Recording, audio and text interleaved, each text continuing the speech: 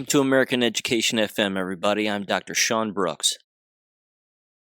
Ladies and gentlemen, big episode here. Jaymz from the Dangerous Info podcast and Sandee join us, both based out of Michigan, and we talk all things Michigan and national elections and a variety of other things.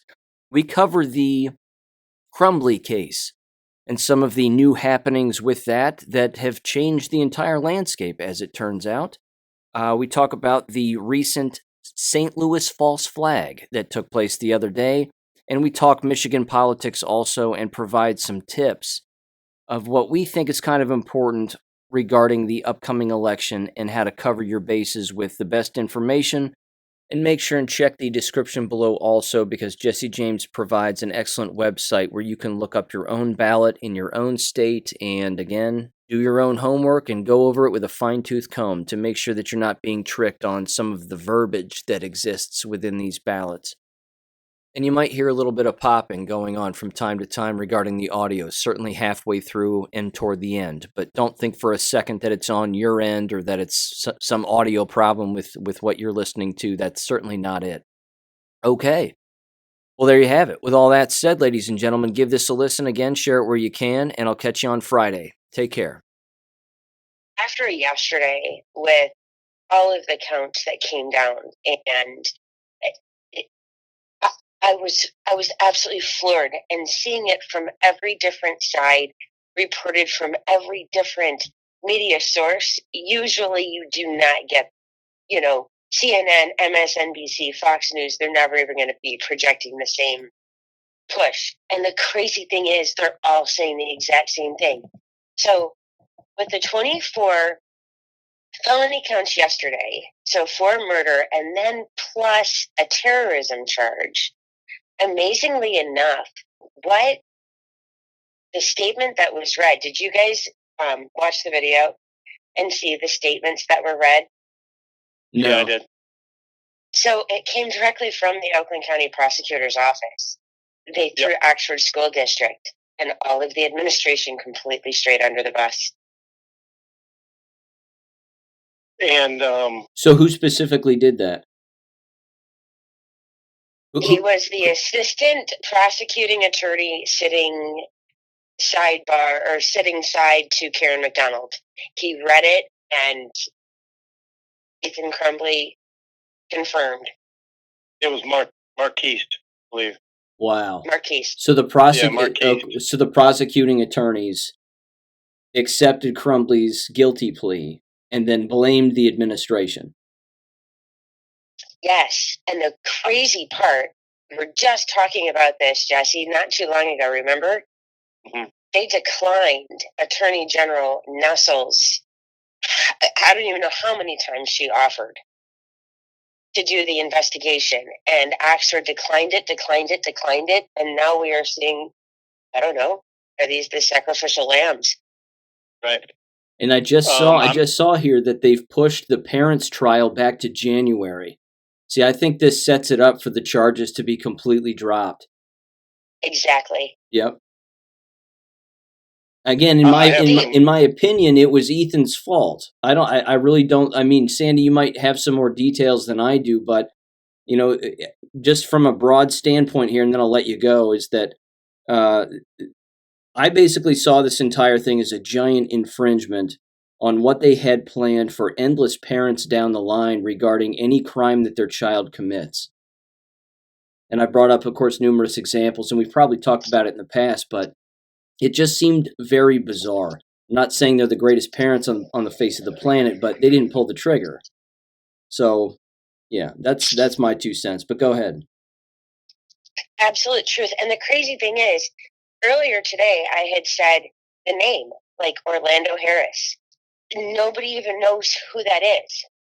And he was actually the one that killed 2 people, injured people yesterday in the St. Louis massacre. Yep. The crazy thing is, Jess, you were right here. We watched this whole crazy thing just descend upon Oxford. And within 2 hours, even though he was a minor, Ethan Crumbley's name was out there. There were pictures of him, his family, his mom, his dad. Everything was out there about him. In the matter of a moment, But yet Orlando Harris, there is one stock photo. One. That's it. Nothing about his family. Can't find anything. And that was from yesterday. Yeah, well, you got to remember, Sandy, that story right there of Orlando Harris doesn't, it doesn't take the media's narrative. He's a black guy with an AR-15. All right, the media doesn't want to talk about that. They want a white guy that does this stuff. So it doesn't fit the media narrative. I mean, we all know this by now. We've been around the block quite a bit, So we know how the media likes to play things. And that story in particular, Orlando Harris thing, doesn't fit their narrative. Just like what happens in Detroit every night. I mean, we're here in Detroit, Sherry, or Sandy. We see this stuff every night. It's on local news, but you know what? No Black Lives Matter show up for that. Look at Chicago. 50-some people every weekend are getting shot. No Black Lives Matter show up. So those do not fit the media narrative. This right here, well, it ticks all the right boxes, and it gets the media to push what they want to do. So they can turn this into a big gun grab nationwide. So it's very going along with that, one of the questions that came up earlier was, I don't understand the terrorism charge. Remember how we kept talking about that? Don't understand the terrorism charge, right? Do you know? Do you understand? Now I get it. The terrorism charge that Ethan Crumbley pled guilty to allows for 1,800 witnesses to take the stand against him. Every single person that was impacted by the Oxford school shooting on November 30th, 2021, because of his plea with the guilty of the terrorism charge, in February, this is going to be the craziest thing ever. 1,800 invitations are going out to people to testify and make their statements known against Ethan Crumbley. The crazy thing is, the parents' trial starts January 23rd. Yeah, I got to tell you, I think the Crumbley thing regarding Ethan is clearly being done to not only draw it all out, but create more monetary victims. Because as the three of us brought up, and you of course brought this to my attention, all of those, I don't want to call them grants, but all of that filtering out of money that was taking place and the siphoning of money, and how it was all, first on GoFundMe pages, and then it turned into this other giant conglomerate that got a hold of all of it. And then they, of course, pushed the money out to different people who were claiming to be victims, and they had to fill out forms that claimed that they were victims and all this other stuff. All this is going to do for those parents now, and all these 1,000 plus people, if they choose to show up and talk, is they're going to want some money. Well, you're talking about the National Compassion Fund. Yeah, that's it. That seems like taxpayer-funded money. I believe it. That's and they took that all over. Now, remember all the local stuff that we had going on here, Sandy. Some friends of ours were actually leading that charge on collecting money for this. They raised hundreds of thousands of dollars, and it was taken out of their control. Yeah, some really good friends of ours did that. Friends that we grew up with. Okay. Oxford is just down the road from us. So friends that we grew up with took the initiative to get this money. The fundraising started, and then here comes this giant national-sized outfit, and now they took over everything. It's even crazier. Transparency. Mm-hmm. The fund's gone. It's gone. It's in inactive status, so you can't see anything as to what actually transpired with it. And there's no transparency now. So where'd all that money go? Where are all the families that we know that gave money? Do they know where their money went? Do they even care anymore? I mean, we're approaching a year. Next month on the 30th is going to be a year, November. So it makes me wonder. It makes me wonder if whether or not they're asked then, if something like that has taken place, that they're asked to sign some non-disclosure agreement, and they end up receiving way more money than what they thought they were going to get. But in that non-disclosure agreement, they just say, hey, look, don't talk about the funds. You can talk about the trial, you can talk about the Crumbleys, you can talk about the shooting, just don't talk about the money. Right. Makes you wonder. Well, it's set up, it apparently seems like it's all set up as a giant mobile money laundering scheme. Basically, we don't get to see everything. I mean, it's almost like what we're doing over there, messing around with Ukraine. Everything goes over there. We don't even know what's going on. We don't see where the money's going. There's no transparency. Well, there's no transparency, but as well, when you look at their current, active, and then past funds, all of them were hand chosen. They were all hand chosen. They go along with, they're a subsidiary of it, National Centers for Victims. And they provide training, the biometric security, all of that stuff goes through these individual advocate groups. They go back through, I think there's even some Native American initiatives. It's super, super strange. But did you guys see the intake form that I sent to you from the state of Michigan? I looked at it. Ryan, can you remind me of it? Who's going to take the time to sit there with it when an Ethan Crumbley comes into school? They find a gun in his backpack. Who's going to sit down at the desk and take the time to fill that out for the state to request investigation? Well, it's certainly apparently none of these people. Yeah, it's a smaller VAERS report, but at the exact same time, they didn't check his bag. No, but did you? Okay, so that was the other part that came out after the trial yesterday. So after Ethan Crumbley pled guilty, one of the first things that I was like, okay, that guy, like they were focusing on a guy, and I was like, he looked super familiar. And then I realized right away, it was Ben Johnson. So Ben Johnson, it started with Jeffrey Feiger, and then it was Ben Johnson. And Ben Johnson's the one that's been really going after the school board. Now, mind you, the school administrators and the board have already been deposed. They've already testified under oath. They testified under oath that day that they searched his backpack and he did not have it with him. Yesterday, Ethan Crumbley disclosed he did have it in his backpack, as well as 50 rounds of ammunition, et cetera, et cetera. And the first thing Ben Johnson said is, we've got a problem here. Yeah, I've got some Ben Johnson audio here. I don't know if you can hear it, but I've got it. Go ahead. Play it. Well, let's see if it comes through here. Oxford Community Schools, as you all know, has done nothing but cover up and conceal this information. New information that attorney Ben Johnson said he learned about the tragic shooting at Oxford High School on November 30th of last year. Did Ethan Crumbley show signs of problems before? Johnson, after taking sworn depositions under oath of Oxford teachers and counselors, says that the answer is absolutely yes.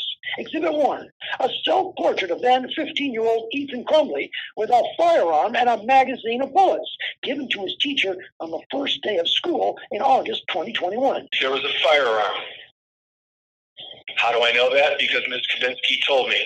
Next, September 8th, an email from Crumbley's Spanish teacher to the school counselor. In his autobiography poem, he said that he feels terrible and that his family is a mistake. But the counselor never spoke to Crumbley. Next, November 10th, another email to the counselor. Ethan Crumbley is having a rough time right now. He might need to speak with you. This time, the counselor did speak with Crumbley, but Crumbley's response was, okay. And that was it. And finally, Monday, November 29th, a different teacher approached Crumbley, who was not trying to hide that he was looking at pictures of bullets on his phone. Johnson concludes he was calling out for help. The concerned teacher sent an email to the counselor reflecting on Crumbley's past work. I'm quoting, leans a bit toward the violent side. And Ben Johnson provided examples. Crumbley's favorite book, Resistance and Making Bombs for Hitler. And Crumbley's favorite TV shows, Dexter and Breaking Bad. Oh, violent. I reached out to the Oxford School District, but no response. No trial date has been set in this civil case. So basically, we're looking at, these are all the red flag signs that were obvious, and everybody missed it. It's crazy. But here's the kicker. Yeah. These are only the ones that were documented, Jesse. Yep. See, the Yeah, preliminary we know there's other ones. that preliminary hearing was super important because when they had the counselor up on the stand and he was saying all the things he was saying, and we're here for you, Ethan, and we just want you to be happy, and whatever else. I mean, every single person that was saying anything regarding Ethan Crumbley, all of these people were beyond suspicious. They were all passing the buck. They were all pointing fingers. The administrative dean who's in charge of discipline didn't want to handle it. Excuse me. Passed it off to the counselor. Counselor didn't tell other people about it. They just, they just let it all slide. This is a massive cave-in on school policy and the people who work within and what they know about what they're supposed to be doing.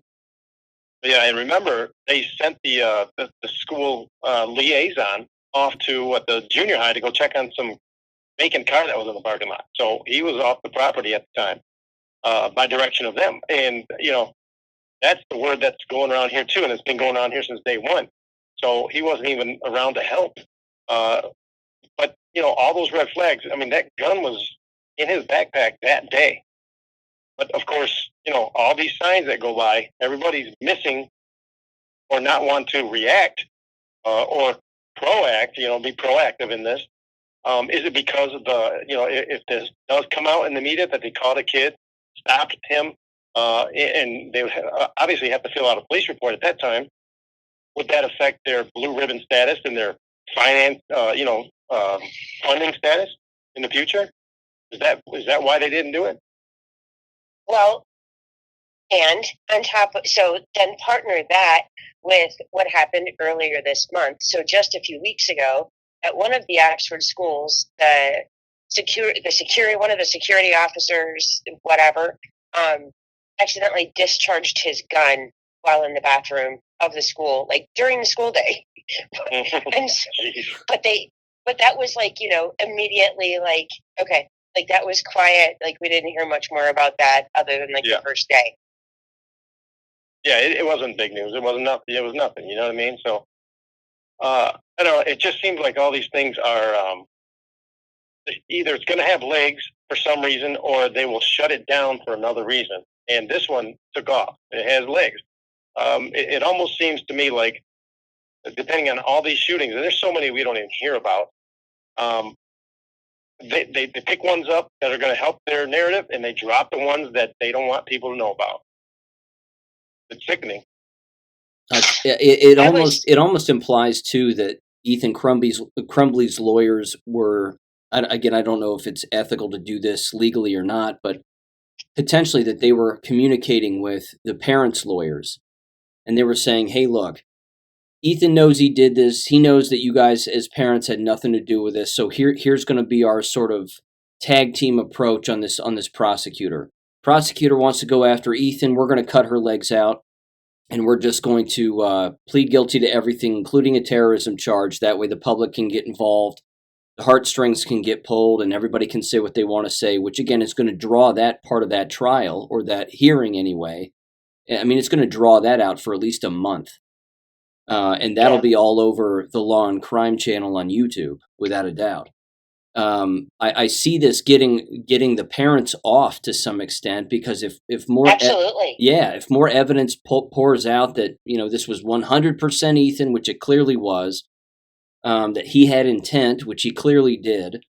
He wasn't in fear of his life per se, I don't think. At least I haven't heard anything like that. That he was getting picked on, that he was getting bullied, that he was being attacked. I mean, this was premeditated. But and to go on with that, which is super, super crazy, what I don't think any of us expected was that the school board, the school administration, was going to be thrown under the bus so blatantly. And see, that right there that's really important, because what you have there is you have a lot of awesome parents who all lawyered up and are not letting that school district off the hook. That's a big deal. Yeah, you're both, bringing up some good points. I want to go back to that terrorism charge, because it doesn't make sense to me. If you go and look up the definition of terrorism, it's the unlawful use of violence or threats to intimidate or coerce a civilian population or government with the goal of furthering political, social, or ideological objectives. I can't understand it either. There's no precedent for it. No, right. I looked as well. There's no precedent for it. Yeah, so right. And there's never been precedent for it. This is the very first one. So how did that come, and why is that charge sticking? I don't understand that. I wonder if it allows them to declare themselves differently as a school or differently as a county now. And as a result of that, again, maybe more money shows up, maybe more of a police state. Again, we've been over all the little ins and outs and all the details and variables of what Oxford High School has planned going forward. Again, the clear backpacks, the security cameras, the wands, all the dogs, you name it. It makes me wonder again just whether or not there's more government intervention down the way here as a result of that one charge. I think there is, because what this is playing on the back of is that whole anti-bullying policy stuff. That started when my kids were in elementary school, and it never stopped. And it was so annoying to them. They were like, "This is so dumb. Nobody's even bullying in here anyway. What are we doing?" They just keep coming with us once a week or whatever that was. And the kids were just so annoyed with it, because that's what at the time schools were just talking about that. They made T-shirts, they had posters every week. It seemed like, that's where that whole "be kind" crap came from too. That was all a push from there. So I'm wondering if this terrorism stuff is, if you look at dictionary.com, at the bottom it says, for many children, terrorism at school is a fact of life, even with anti-bullying policies in place. So you might be right. They might be piggybacking this on something else for the future. But they cut off their nose despite their face when they had him admit in open court he didn't personally know any of his victims. Yeah, see, there you go. That's interesting. He personally admitted it. They made him admit it. He did not know any of them. Well, what do they mean by no? I mean, I know some of my neighbors, but I don't know them personally. I don't know their names here and there, some of them, but does that fit? They're in the same school. Yeah, they know them. I mean, especially a football player, he knows who that kid is. But does that fit the terrorism charge then? Does that fit that definition? Yeah. The way that Jesse read it, you have to remember, the prosecutor's office isn't stupid by any stretch of the imagination. They've played the game for quite a while. This is the first time that I can ever find there was the thought of possibly back in 2013, there was a 12-year-old kid that shot up a school. There was a possible thought at that time of maybe hurling some charges at the parents, but they never did. This is the first time in history. Yeah, so what does that make us think? I mean, it's got to be related to some stuff that they have set up in the background that we don't know about yet. You know how things change all the time. We have a lot of executive orders getting written, and there's got to be some sort of tie to something else in all this. So, and I guess the only way that we're going to have to see how this plays out, because you have to remember the only thing that they gave Ethan Crumbley the ability to do yesterday was to plead guilty. He admitted, yes, sir, no, sir, yes, ma'am, no, ma'am. But aside from giving legitimate, solid responses that were bona fide by, visual or backed up with identity confirmation, every single thing that was stated about him was read very carefully and verbatim by the judge and by the assistant prosecutor. So every single thing yesterday, all of the charges that were lobbied, or all of the charges that were pressed against him, were articulated by the judge. After that, his plea was articulated by the assistant prosecutor. They compounded. I don't know how it goes with the terrorism charge, though, especially with the way that you're reading it, Jesse. It does not make sense. No, not at all. It does. I don't see where it fits. And another thing too is I don't remember where that. How they brought up that little Nazi thing, that guy at the end there, that Marquise, or Oh, who was that? Yeah, I think it was Keith. This is the first time I'm hearing anything about this Nazi stuff. Back then, when it happened a year ago, we didn't hear anything about any of that. Nothing at all. No. So where'd that Nazi stuff come from? It just showed up here. Well, and that's the thing. Ben Johnson has been very quick to, identify he's articulating and identifying the things that are being stated under oath, et cetera, et cetera. He never said a word about that. Right. It seems like that would have been the first thing out of his mouth. If you want, I have a clip of, it's a 1 minute, 10-second clip of the assistant prosecutor questioning. Do you guys want to hear that? Hit it. Okay.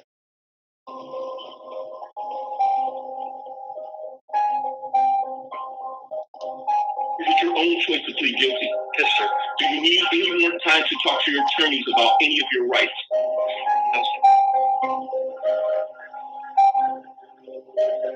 24 counts, including first-degree murder and terrorism charges. Now here comes a 9mm 6-hour handgun with 50 rounds of 9mm ammunition with you to the Oxford High School. Yes, sir. Did you keep the gun and ammunition in your backpack with you that day? Yes. Is it true that approximately 12:49 p.m. on that day you entered a boys' bathroom in the Oxford High School? Originally, we filed a notice of insanity, and based on the conversations that we've had and the review of the discovery, we felt it appropriate to withdraw that and have them plead guilty today. So, and then it says the parents were also charged with involuntary manslaughter. It's true that your actions on November 30, 2021 caused the deaths of Madison Baldwin, Xavier, Hannah St. Juliana, and Justin Schilling. Yes. Well, that's that right there. The guy that we heard from first here, that was Mark Keast, and he's the assistant prosecutor. And then that lady that we heard from at the end saying, they changed the plea from guilty. She's the defense attorney, Paulette Lofton. From insanity to guilty, yeah. That was another thing that really surprised me. And if you look at the television broadcast of it yesterday, who was paying those attorney fees?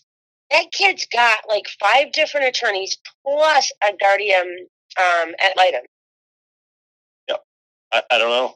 I mean, my guess is that we're getting some, I don't want to call them ambulance chasers, but that's kind of what it is. These lawyers who are, who knows, they might be looking to make a name for themselves. I mean, we know who Tiger is, that goofball. He's always popping up over here, in town locally. So I don't know if it's that kind of a situation. And like you said, that's got to be a ton of money. And of course, he's not paying for this. And these aren't, just, what do you call it? The court-appointed lawyers. Another question that came up about it, which was, I wish I could find the thread again. I thought I had saved it.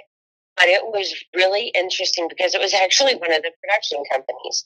And so they've been following the trial and da-da-da. So with the broadcasting that was going on, there was some live streaming that was going on, right? So it was delayed, they were waiting, da-da-da. So there was some comments and feedback that were coming, not just from across the state, but across the nation and then across the world as well. And people were like, wait, when was this filmed? Why is everybody masked? Pandemic's over.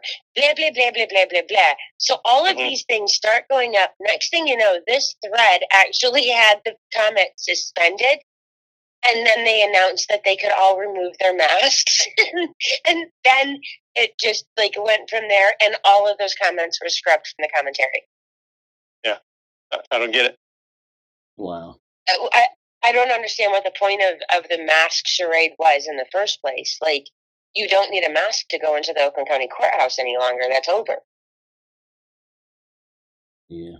I don't know. I do think, though, that when it comes to the terrorism charge and the ability for anybody to testify about, again, their feelings about the entire situation, whether they were a direct family victim or not, I have a feeling it's again leading to the parents' charges being dropped by the prosecutor's office, and then it just drawing all of this out to focus all of the emotion on Ethan Crumbley. And then again, even in, the public comment section there, they're going to have an opportunity to bash the parents if they want. I mean, if they want to, say whatever they want to say about the parents, they can certainly do that. Yeah, I'm just glad that it seems to be more focused now on what the actual school administration was doing. Because I only briefly covered this particular part, and if you two have more to add on this particular detail, I'd like you to do it. You had 2 school board members quit in the middle of their terms, just within the last month. Yep. Yes, the superintendent resigned. Was it Jesse? Who was it at the top of the school board? Was it the school board president that resigned? Yeah, I believe it was. Yeah, I believe it was, and then 2 members just recently. So, what are they doing? Cutting and running? Are they trying to avoid something? What is it? Because it seems to me like it's all going to come back down to some of these people who let the red flag go on without doing anything about it. But at the end of the day, too, one of the biggest challenges for Van Johnson is the fact that they can't get discovery, they can't get the information, and so you've got so many different people that are running interference there. And I mean, immediately after this happened, the school board members individually, a lot of them lawyered up, and then you had the superintendent, and they came out very staunchly against Ethan Crumbley and supporting their staff members. Well, then you have these instances that came up that were bona fidely proven with emails and text messages, which showed that, hey, they really didn't have their stuff straight. And now you've got these depositions under Van Johnson, and he's finding out flat out that nothing matches up. Yeah. Again, I can't. Very strange. I can't help but think again of that counselor who was on the stand during the preliminary hearing. He was so confused, and was doing whatever he could to just be emotional and say, "Well, we care about everybody, and we just want the best for everybody." And there was no indication to me that he was violent because he was speaking calmly and whatever else. It all boils down to broken policy. If you don't get a resource officer involved, and you don't keep Ethan there with his bag in a different room, lock Ethan in there with somebody else, make sure he doesn't hurt himself. I mean, there's 1,000 different scenarios that could have, or steps rather, that could have taken place, but it just points to the much larger problem that all of that Alice training and all of that other stuff, it has so many cracks in it because it's on the reactionary end of what happens when somebody actually does something in a school building that's violent. It has nothing to do with the preventative end of things or the preventative side. It's ridiculous. Again, those school employees, those direct school employees, maybe not the school board members, but certainly the principal, the dean, and the counselor, those are really the individuals that are responsible for handling Ethan Crumbley when they receive any kind of a complaint. The teachers themselves, the only way that they would get in trouble is if they had evidence that Ethan was potentially a threat to himself or somebody else, and they didn't do anything, and they didn't report anything. But from what I can surmise, so to speak, is that I think the school teachers pretty much did what they were supposed to do. It was the administrative staff that didn't. Yeah, I believe that's true too. And it goes back to, like you're saying, this is when they should have been proactive instead of being reactive. Now, are they doing that on purpose because they know of the funding and that whole blue ribbon status that they're getting from the state? If they report something that jeopardizes that status, like what they did here, they had the chance to get that resource officer in and talk to him. But no, they sent him down to another school to check on a vacant car. Why'd they do that? Yeah. I personally think they did it because they believe that they can handle things without having a police officer involved. I mean, that's how really self-absorbed a lot of these people are. They believe that they can talk anybody off of a cliff. I mean, these school counselors think they are full-blown psychiatrists. Many of them really do. And it's sad because they're really stepping out of bounds with their qualifications. And I mean, yeah. I mean, they can't really even search a bag without a cop present. Some resource officer has to be present in order to search a person's belongings. And it's the cop that usually does it. I'm absolutely baffled. So this is crazy. And I'm sorry, because I've been doing research while you guys have been talking, but I'm still paying attention, just so you know that. Yep. Here's That's the how interesting. that's how we work these shows, Sandee. Come on. This is the interesting thing. I'm insulted. If you look, no, never be insulted, because I'm doing both at the same time. But here's the interesting thing: when you try to look at the people that have actually been convicted on terrorism charges, at the end of the day, the wording is very, very carefully modified, right?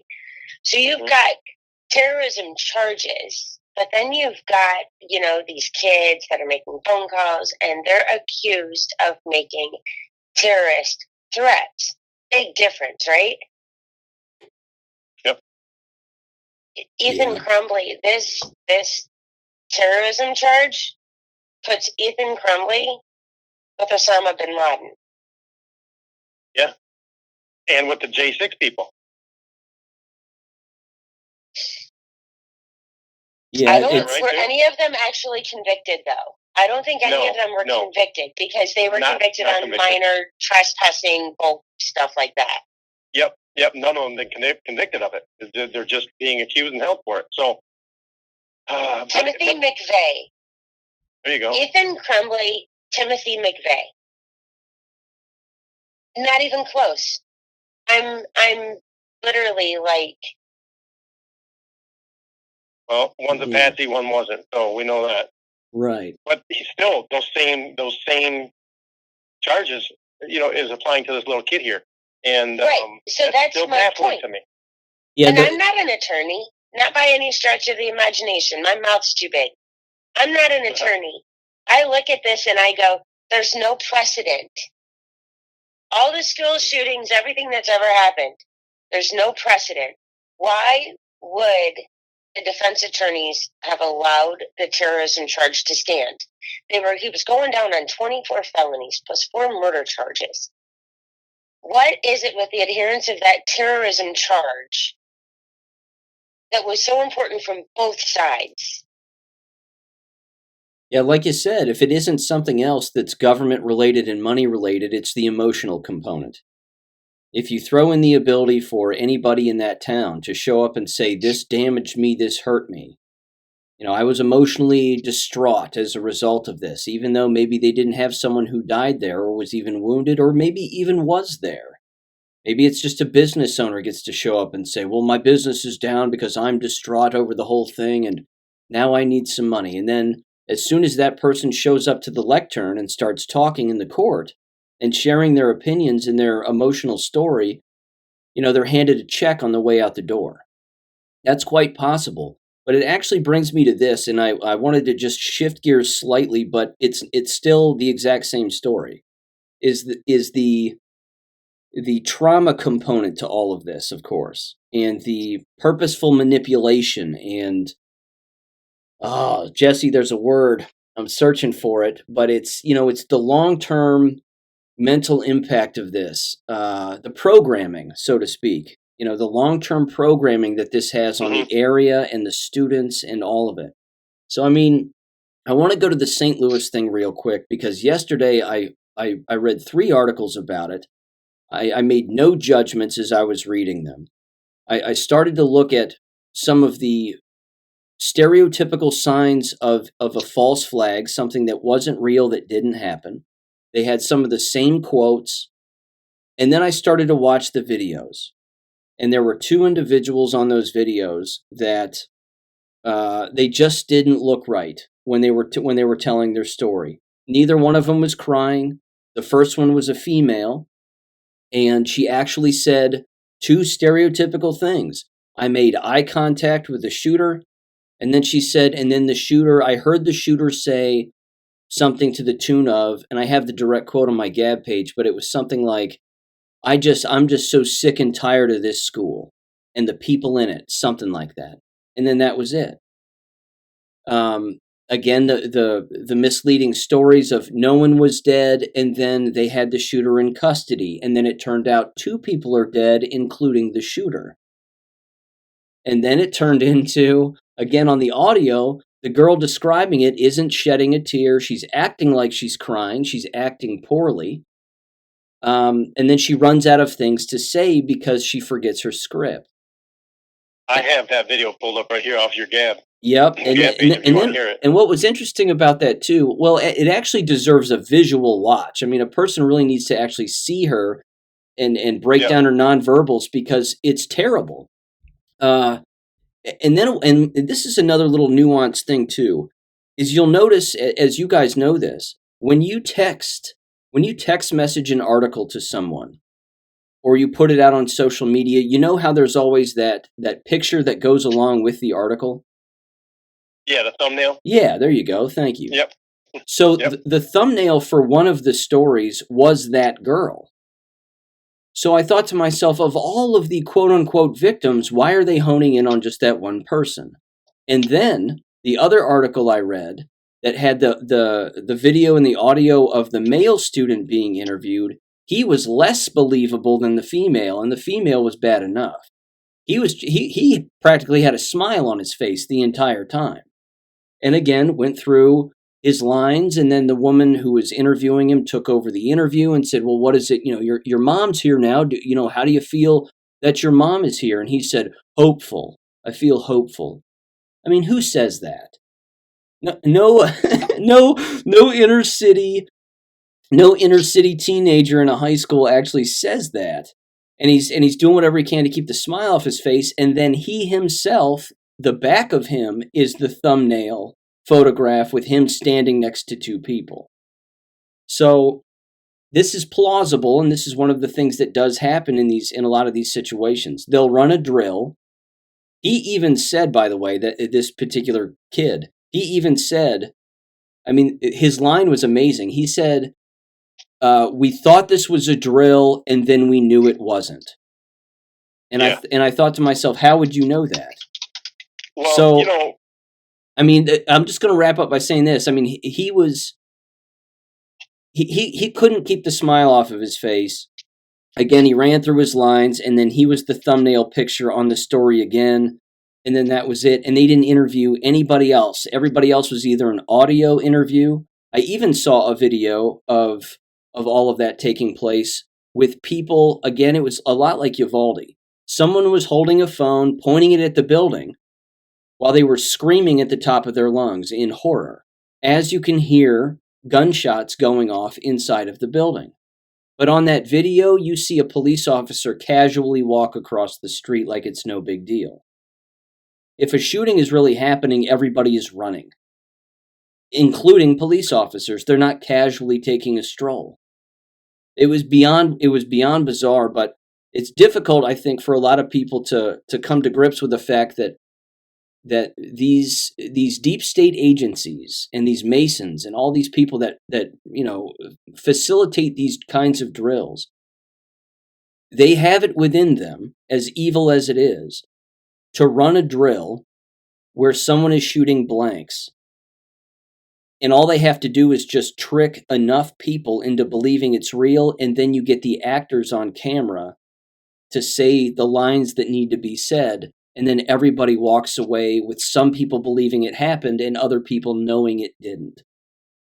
So yeah, that's just classic false flag operation right exactly. there. I mean, I watched the video you're talking about. Yeah. And Sandy, I just sent you the text of his Gab, American Education FM on Gab there, and you can scroll down and see all these. Now that kid you're talking about, who's given that real calm, almost where he smiles interview.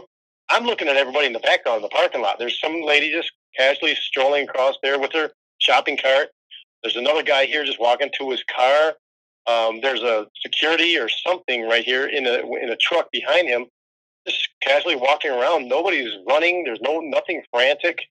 It's hilarious to me. And like you're saying, when they do a lot of these, there's training all over the place. They even do the trainings around here to our schools. But when they do these drills, they're of course they're recorded. They're filmed. And from what I'm hearing is sometimes you'll see patched in recorded training from a different day. Then they have people who are out walking around that hear the training going on. What was that? I'm sorry. I'm looking at stuff while I'm listening to you. So keep going, all right. Jesse. I'm right back Yeah. on you. So yeah, it's like they can put these. All you have to do is take some video footage of a training going on. Then you have a script that goes out to who's going to read the script on TV, and you overlay that on top of these training videos, and bam, there you go. You just pull off a magician's trick. Yeah. It's very easy to do that. To me, that's what this looks like. And it's Again, all. we're not seeing any blood. That's right. Yeah. No gurneys. Nothing like that. No gurneys. Nobody's looking like they're scared. Nobody's looking like they're panicked. They're just answering questions and things. Now, you put that up with what we got coming out of the Oxford shooting, completely different. You saw panic. You saw all kinds of stuff going on there because where those kids and everybody was coming down to that mire, just down the road from the high school there, completely different scene. It looked completely different. It wasn't scripted or anything. There's panic. There's people running all around in the background.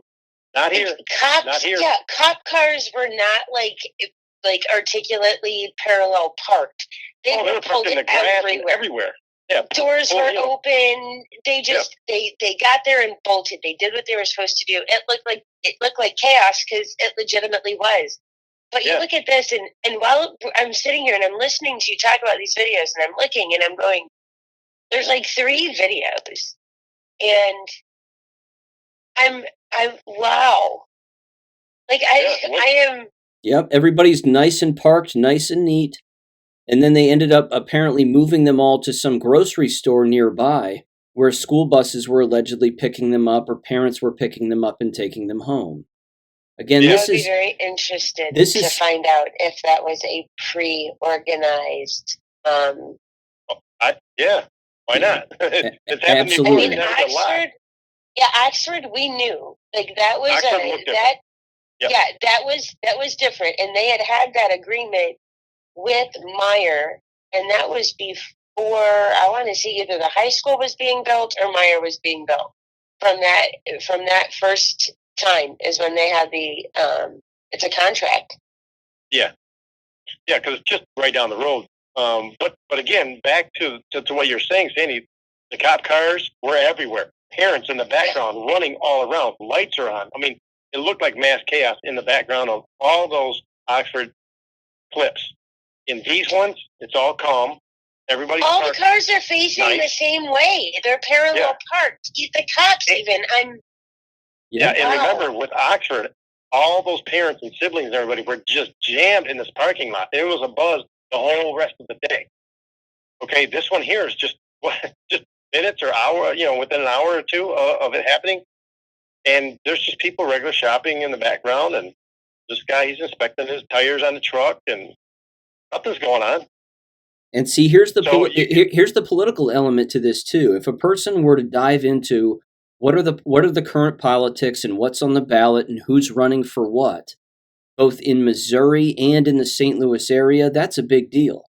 Maybe there's a mayoral race that's taking place that they need to stir up some panic and do whatever they have to do to maybe even get rid of somebody who's bad. I mean, maybe even that's part of it too. But funny thing that you're even talking about that, because one of the videos that has the police chief being interviewed, the lady behind him, even though she has a black blazer on, she has a campaign shirt. I can't read exactly what it is, but she has a campaign shirt on. It's like I'm. There you go. Amazing. Yeah. Yep. Don't forget to vote. It's awful. Yeah, it's just a giant campaign ad. It's amazing. I can't remember who it is, but there's a couple guys, and they have a YouTube video that they've been around for years. I want to say Oleg. Maybe his name is Derek Oleg. I can't remember, but he does he breaks down every one of these. For years, he's been breaking down these events, and he sees what's going on in these events, and there's always, like, shoes will be left over, like a single shoe will just show up somewhere, and usually the media will take a picture of it, and it'll be in part of their stories, and that'll be the thumbnail. Is like a shoe, a single shoe by itself, with normal things going on in the background. Almost like the shoes are a symbol for something or a signal to somebody. It's curious to find out if this has anything to do with any of that stuff.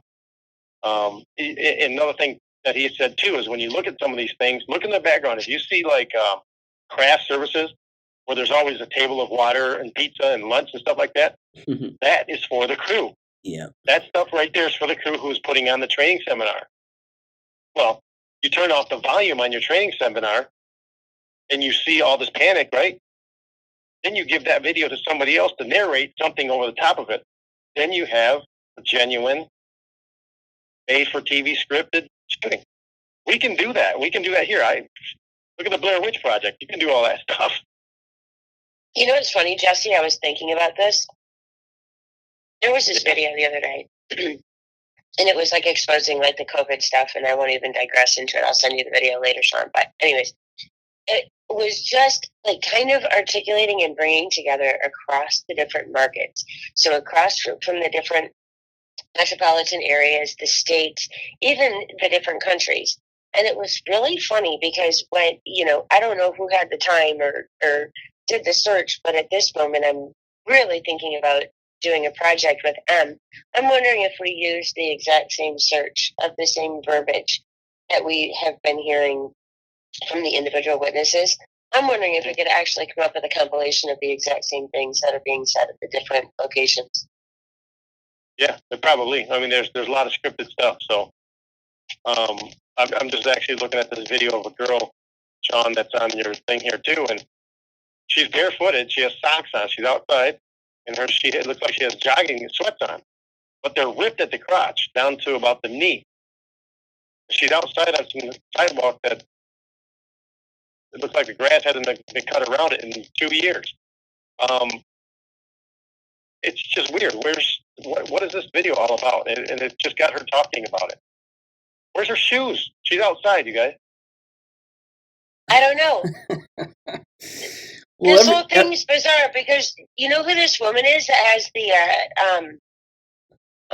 campaign shirt? She's the deputy director. Of what? I lied. Mayor Tashura? Okay. Yeah, she's the mayor. Tashura Jones of St. Louis. Wow. With her campaign shirt. See, there you go. It's all political. It's all designed to remind the people who aren't paying attention to politics that this is the person you need to vote for, or again, basically say, hey, look, this is an unfortunate incident, but we kept everybody safe as best we could, even though some people allegedly died. And, it's all political. It's just designed to scare people and keep them in that constant state of fear. And it's easy. It's easier to do in the inner city because they're used to it.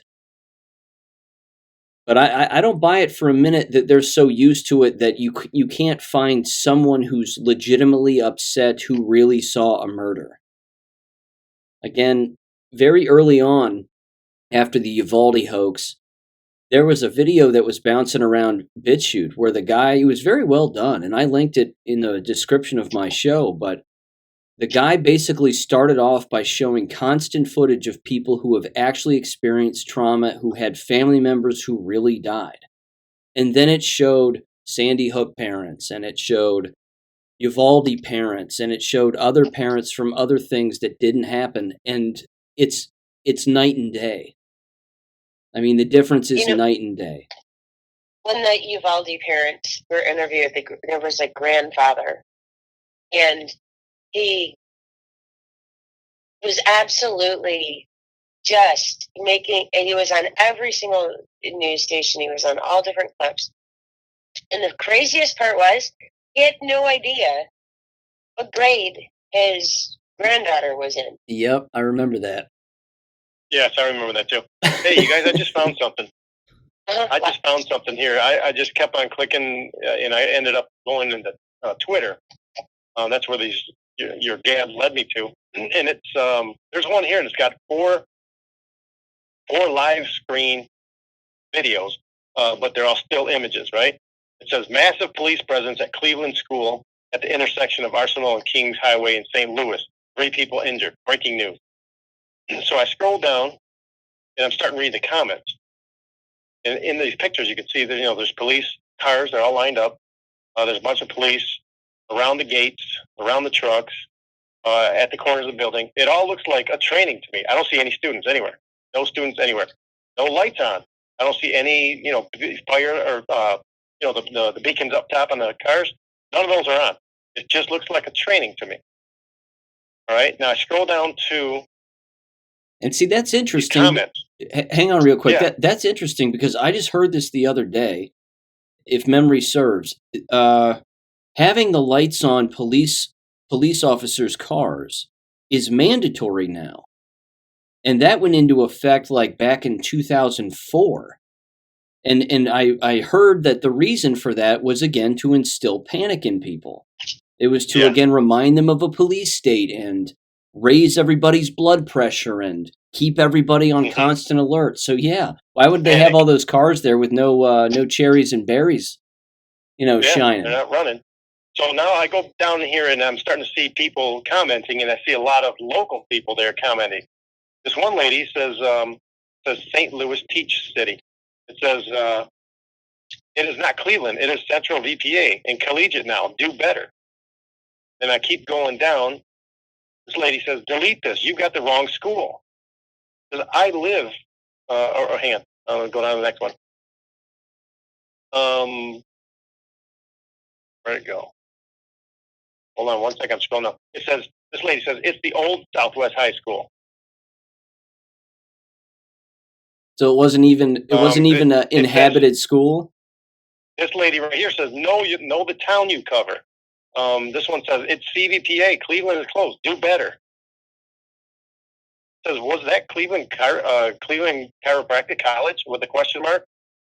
And it says, no idea. This is not the school name. Do better. This is nuts. It's amazing.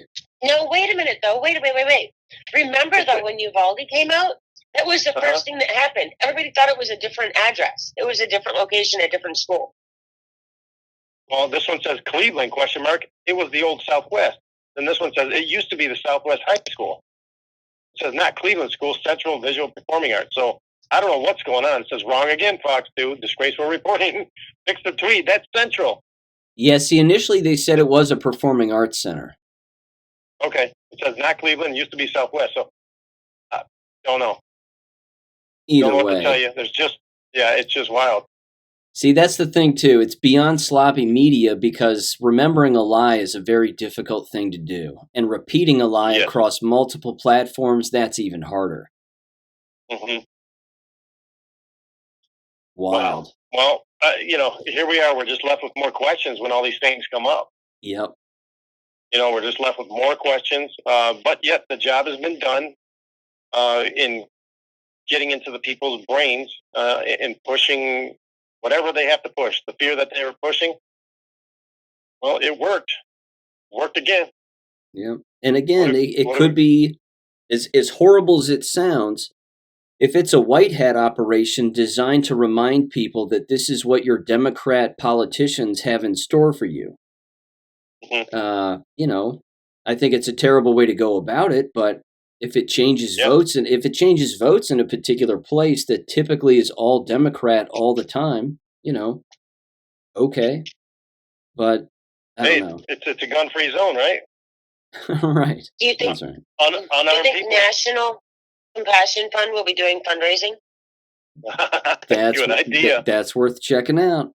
Listen, we need to put that on. Somebody's got to follow that. Yep. I'm going to put it on.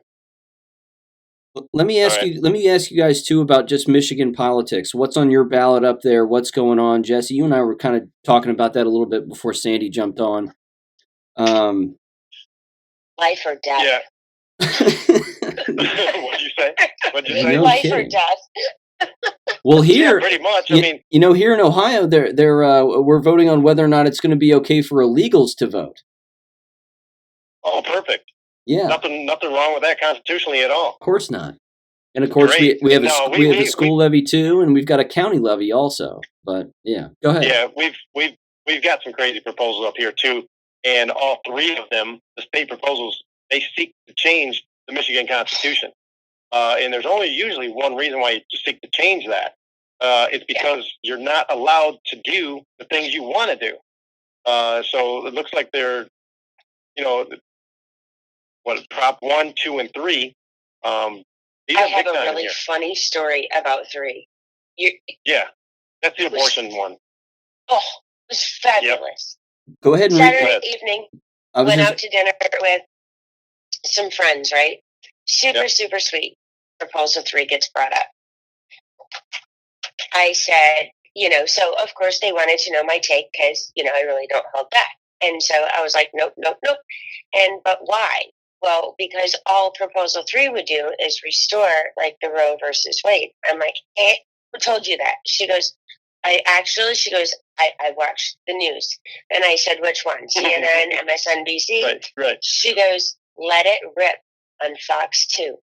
Oh, perfect. You know what that mess is all about.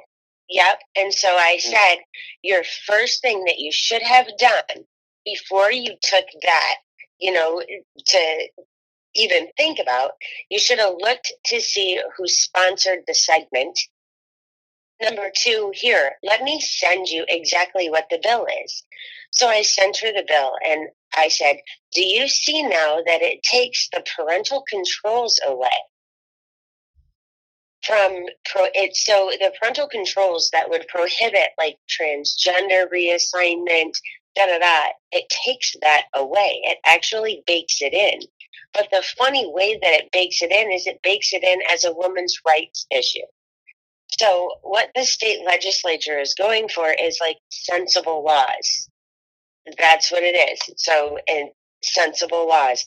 But the distortion and the way that it is being just blatant. Yes, it's so, and it's, oh my gosh, and they're calling us, the far right, they're giving bad information. No, we're reading the bills. Like we're reading. Well, I've got more information on that. I'm looking at who's got the support for it and who is the opposition for it. Now listen to this. So this is what they're calling reproductive freedom for all. Oh, what that means is freedom to kill a baby. Okay, so guess who? Here's the official supporters from it. It's called Reproductive Freedom for All. It's leading the campaign in support of the initiative. Here's your first official supporter, U.S. Senator Elizabeth Warren. Attorney General Dana Nessel. Now here's the organizations that are behind this: ACLU of Michigan, the Greater ACLU, Human Rights Campaign PAC, Michigan Voices. Here we go. Planned Parenthood of Michigan. Yep. And do you know what? Do you know what the one word is in there that bakes everything and puts it all together, Jesse? Yeah. Sterilization. There you go. Because here's the opponent. Yeah. There's. Sorry. You go ahead, finish up. No, I'm saying you go. I'm listening. Oh, so the opposition to it. This is the no on Proposal 3 here in Michigan. Citizens to Support Michigan and Women and Children is leading the campaign opposing this ballot initiative. The organizations, the Michigan Catholic Conference and the Right to Life of Michigan. That's it. They have an argument. This is coming from the Great Lakes Justice Center. It says these activists falsely claim, they're talking about the Roe versus Wade thing here. These activists falsely claim the amendment merely replaces the U.S. Supreme Court ruling Roe versus Wade back into effect. Like you're saying, Sandy, nothing is further from the truth. If passed, the RRFI enshrines Michigan's Constitution most extreme abortion law in America. The expansive, vague, and broad terms used in this new law are not defined. The new fundamental constitutional right overrides any conflicting statute. Yep. It's bad. It's bad, you guys. And if they are lying. Oh my gosh, They are lying. They are being so deceitful, and they are just hiding everything under these blanket words. Horrendous. Well, absolutely the horrendous. bad thing is there's support. the support contributions here from this PAC, we got on the support side $9,562,000. The opposition side, $426,000. Well, you know why that is, right? Tell me. Because legitimately, anybody that is a registered voter, a smart and contributing person to the society should be reading the bills.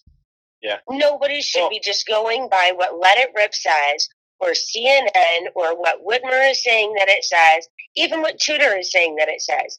Nobody should be going by that. People should be should have access to the bills themselves. There's no bipartisan anything. Yeah. No, so that's what I'm doing. And right here, I've got the donors, like those ones I read to you, like the ACLU.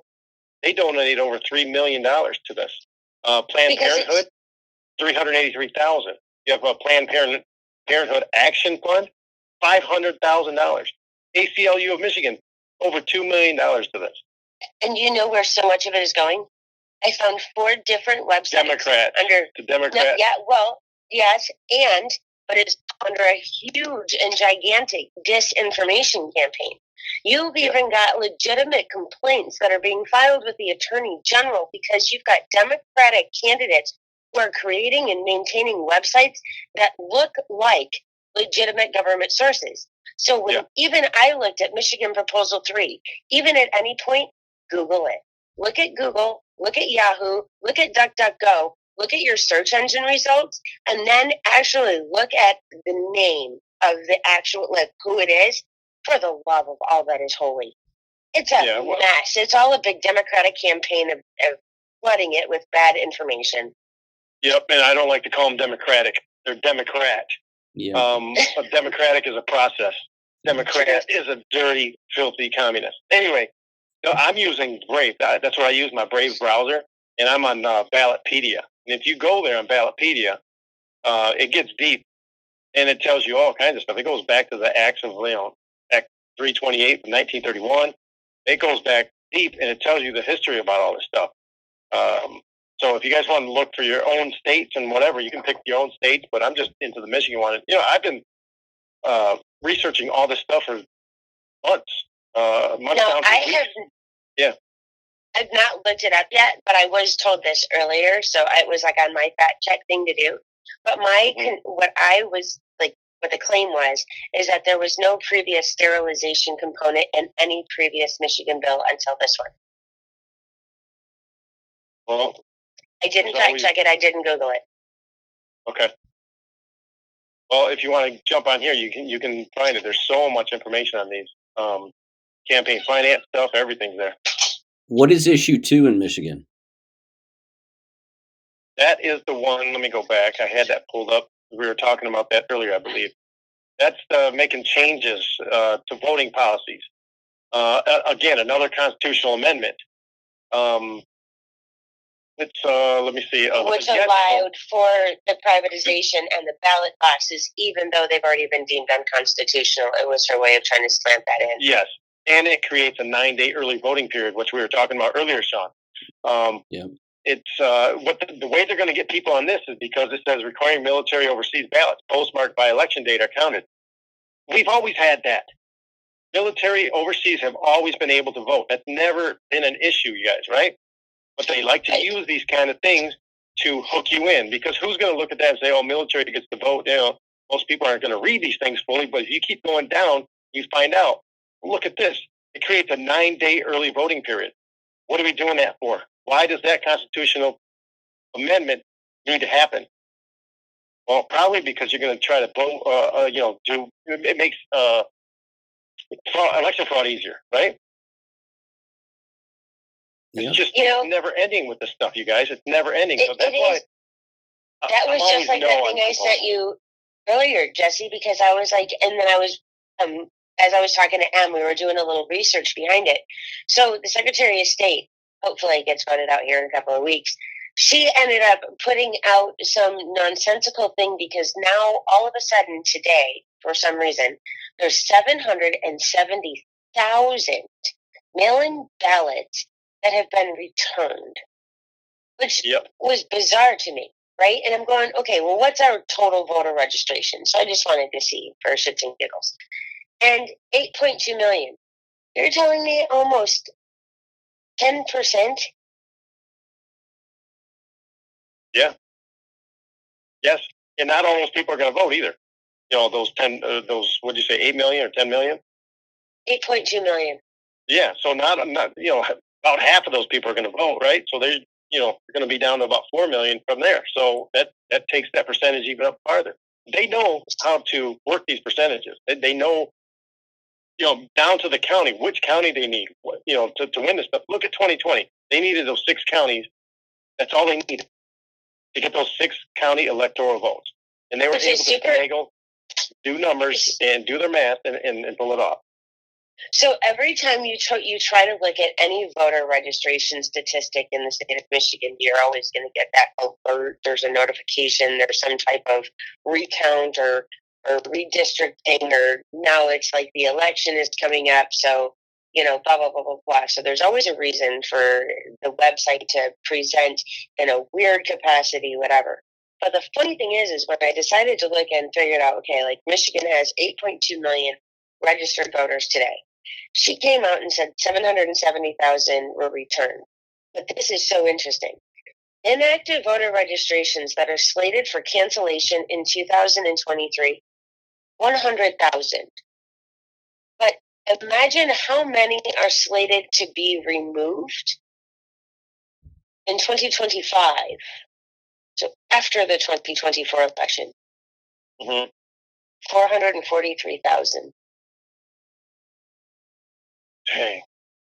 Okay, so that story you're talking about right there, I found the text that you sent, and I'm pulling it up on the computer right now. But Sean, going back to what you're talking about, that proposal 2 over here, right? It's going to require the state funding of a number of absentee ballot drop boxes too. Yeah, they don't. I mean, hasn't that already been deemed unconstitutional, like all over the place? Like, yes, they don't even care. They don't even care. But Benson, it was ruled against her. She violated the law last year. Nothing happened. Nothing. Zilch, nada. Yeah. So that now I'm back to that story that you talked about. So it's 2 weeks from Michigan's November 8th election. More than 770,000 mail-in ballots have already been returned by voters. How'd that happen? Great question. Secretary of State already have an absentee ballot should hand deliver it as soon as possible to the clerk's office or ballot drop box to avoid postal delays. Now, see, what this tactic does is you get them in early, they can count them all up and hold them. Then they wait and see how many votes they're going to need in order to win this. Then they'll slowly pull out these things, They can do that over a long period of time. So I signed up. A one-day event, you guys. I signed up to be a poll challenger, so that's really interesting. But they can only open and start counting the ballots 3 days before. So it's Saturday. I think it's Saturday morning. Saturday, Sunday, Monday, Tuesday's the election. All right. That's my understanding. But here's the weird thing. How do they know there's 770,000? Because they're already printed and done. How'd that happen? Yeah. The world is a crazy place. Yeah. They're in a box under a table. Yeah, exactly. They're waiting for a pipe to break so they can send all the Republicans home so they can recount. That's right. Or like they did at Cobo Hall, they put take all the Republicans out, put tape up on them. Yeah, put the pizza boxes up on the window so you guys can't see us counting all this bullshit. Oh, I'm so sick of this, you guys. What's issue 1 in Michigan? Let me go back to it. Issue number 1 is proposal 1 changes the term limits requirement for state legislatures and financial disclosure requirements for state executive and legislative officials. Now, this one really ticks me off. It's very misleading. Yeah. Because where it changes one, it extends another and makes it almost, it paves the way for any career politician. I'm sorry, Jesse. That just burns my butt. Sorry. It does. So here's the funny thing, and when you read it on the ballot, it says we're going to change the term limits on these appointments here, or on these seats, right? Well, here you go. It says this is what the yes vote does. It changes the term limits for state legislatures from 3 2-year terms, which is 6, and the state and has 2 4-year terms, which is 8, obviously. So you get 14 there in the state Senate, to 12 combined years in the legislature. Okay, now you scroll down and you start reading and figure out what they're doing is allowing. Let me see where it's at. You're allowing. They can be combined so that one person stays in for all those years. It's piggybacking. It says yet another effort by the political class composed of the elites, both political parties, and the special interests, especially big business and labor, to extend their perceived right rule over us. This proposal is Lansing Beltway by the Lansing Beltway. And for the Lansing Beltway, we will expose it for what it's for and soundly be rejected by Michigan citizens of Michigan. Sorry, I'm going back up. It will create a long-term. See, 1, 2, 3. So basically, one person can be in there for longer than they can be now. Okay, now you know what that does. We don't, we see what Nancy Pelosi and all these lifers do. They've been here forever, changing things, right? Holding things down. That's what this is going to do. It's exactly what the citizens don't want. But the problem is the horrible way that it is being presented and the way that it is worded. It is so difficult to understand. But at the end of the day, it actually doesn't it at least doubles the original term. It literally paves the way for any career politician. From 6 to 12. Yeah. What a nightmare. Yeah, from 6 to 12 years. Incredible. It's crazy. Let me replace current term limits for state reps and senators with 12-year total limit in the combination between House, except person, the Senate in 2022 may be elected a number of times when that person became candidate. So, yeah, they're just, without telling you, they're putting in extending the term limit. That's completely against what we want, against our interests. Now you have local representative races too, and of course there's no gubernatorial race taking place, right? No, we have it all. Everything this year. Yeah. So our Gretchen Whitmer, our Secretary of State is Jocelyn Benson, and our Attorney General is Dana Nessel. Now those three, if you remember back in 2018, they came out of the whole Soros-connected, funded history there, and I was. So hard, Sean and Sandy. I was trying to get people to vote against these people. Maybe they did. Maybe they didn't. I don't know what happened there, but all three made it in. All three of these women, these Soros bitches that's what we.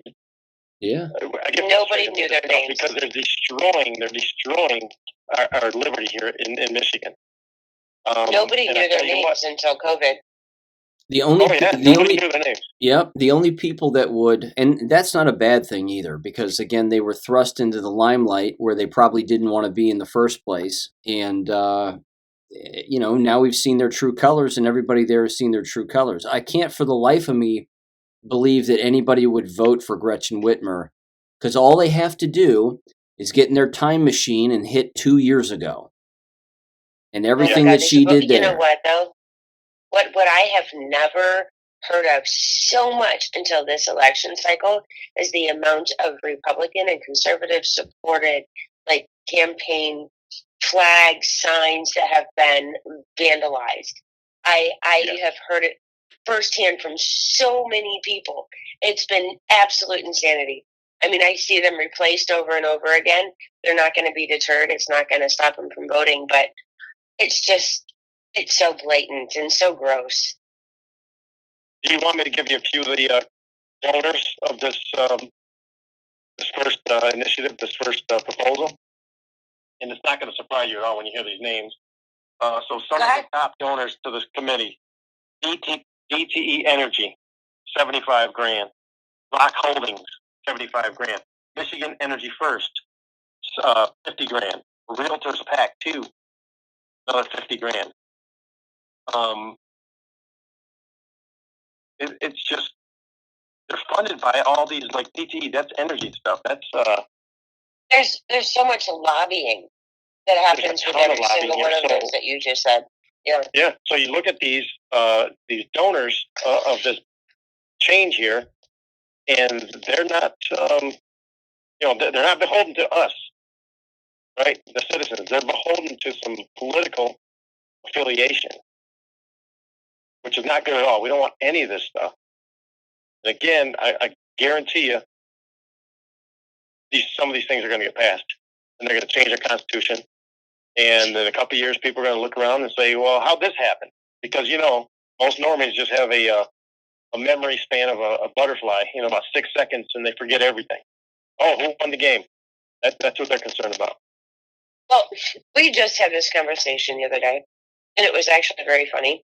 But, every time I would say something, and I might have some very strong political views, my dad's always like, well, get involved, do something about it, blah, blah, blah. So here comes hunting season.